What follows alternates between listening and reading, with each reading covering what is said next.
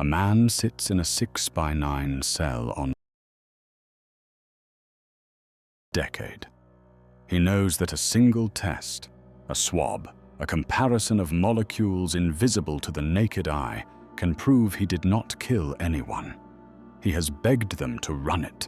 He has filed petition after petition, written letter after letter. The answer every time is no. And outside his cell, the state of Pennsylvania is scheduling executions. His name is Nick Yarris, and by the time anyone bothers to listen, 22 years of his life will be gone. It starts in 1981 in Delaware County, Pennsylvania. Nick Yarris is 20 years old, a kid tangled up in drug addiction and petty crime. He gets pulled over for a minor traffic violation, but there are drug charges hanging over him, serious ones, and he is desperate. So he does something catastrophically stupid. He walks into an interrogation room and offers police information about an unsolved case, the rape and murder of a woman named Linda May Craig. He thinks he can trade a tip for leniency on his own charges. He doesn't actually know anything about the crime. He fabricates details, guesses, talks in circles, hoping to seem useful enough to cut a deal. But police don't see a desperate addict bluffing his way through an interrogation. They see a suspect. Yarris has just put his own neck in the noose. By 1982, Nick Yarris stands trial for the rape and murder of Linda May Craig. The prosecution's case is thin on forensics. There is no physical evidence tying Yarris to the crime scene. No fingerprints, no blood match.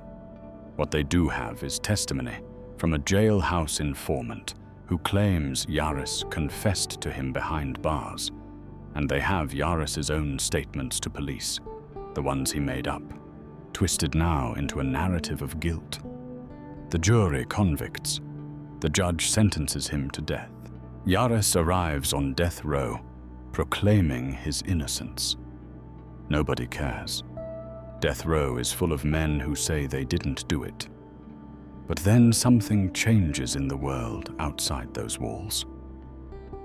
In the mid to late 1980s, forensic DNA testing emerges as a revolutionary tool.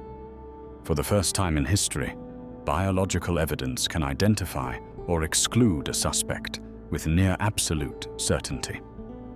Yarris reads about it. He understands immediately what it means. Evidence from the Craig murder still exists. Clothing from the victim, items collected at the scene. If they test it, if they compare the DNA to his, the science will prove he was never there. He petitions the court. He is denied. He petitions again. Denied. He writes to attorneys, to advocacy groups, to anyone who might listen. The years crawl by. The late 80s become the early 90s. DNA testing grows more sophisticated, more accepted, more routine. Courts across the country begin reopening cases. And still, Pennsylvania refuses to test the evidence in his case. What nobody on the outside sees is what this does to a man. Yarris watches inmates around him receive execution dates. He hears them taken from their cells for the last time. He knows the science exists to save him, and he knows no one will use it. The hope is almost worse than hopelessness, because it never fully dies, and it never fully delivers. His mental health deteriorates. He reportedly attempts suicide on death row. The system that convicted him without physical evidence now refuses to let physical evidence speak. The 1990s end.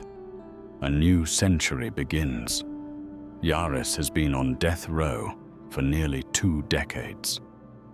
Then in 2003, everything changes.